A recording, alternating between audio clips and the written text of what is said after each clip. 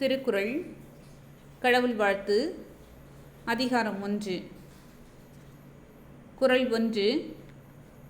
அகர முதல எழுத்தெல்லாம் ஆதிபகவன் முதற்றே உலகு. பொருள்: அகர ஒளியே எல்லா எழுத்துக்களுக்கும் முதல். அதுபோல ஆதிபகவன் உலகில் உள்ள உயிர்கள் எல்லாவற்றிற்கும் முதல்வனாக இருக்கின்றான். குறள் 2. கற்றதனால் ஆய பயன் என்கொள் வாளறிவன் நற்றால் தொழாரெனின்.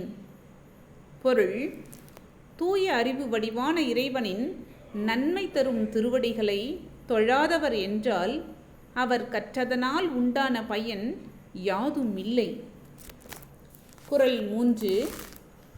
மலர்மிசை ஏகினான் மானடி சேர்ந்தார் நிலமிசை நீடு வாழ்வார். பொருள்: அன்பர் நெஞ்சமாகிய மலரின் மேல் சென்று வீற்றிருப்பவனின் சிறந்த திருவடிகளை சேர்ந்தவர்களே உலகில் நிலையாக வாழ்வார்கள். குறள் 4. வேண்டுதல் வேண்டாமை இலானடி சேர்ந்தார்க்கு யாண்டும் இடும்ப இல. பொருள்: விருப்பும் வெறுப்பும் இல்லாதவனாகிய இறைவனின் திருவடிகளை சேர்ந்தவர்களுக்கு எவ்விடத்திலும் எக்காலத்திலும் துன்பம் இல்லை. குறள் 5. இருள் சேர் இருவினையும் சேரா இறைவன் பொருள் சேர் புகழ் புரிந்தார் மாட்டு.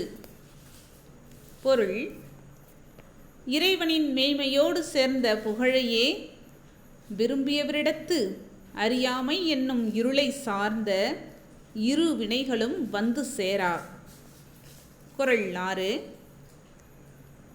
பொறிவாயில் ஐந்தவித்தான் பொய்த்தீர் ஒழுக்க நெறி நின்றார் நீடு வாழ்வார். பொருள்: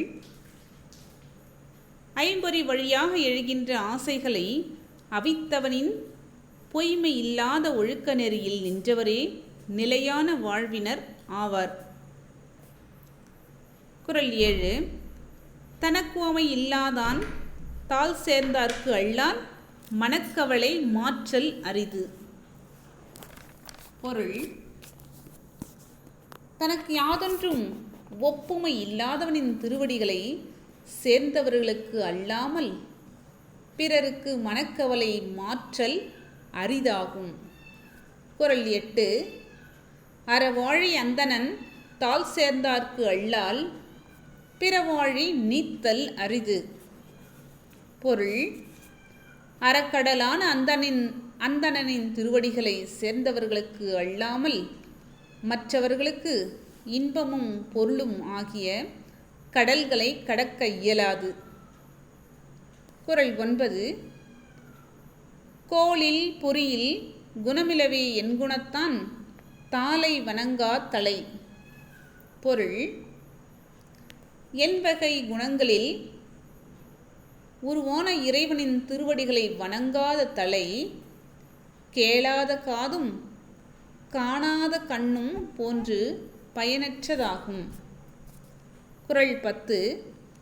பிறவிப் பெருங்கடல் நீந்துவார் நீந்தார் இறைவனடி சேராதார்.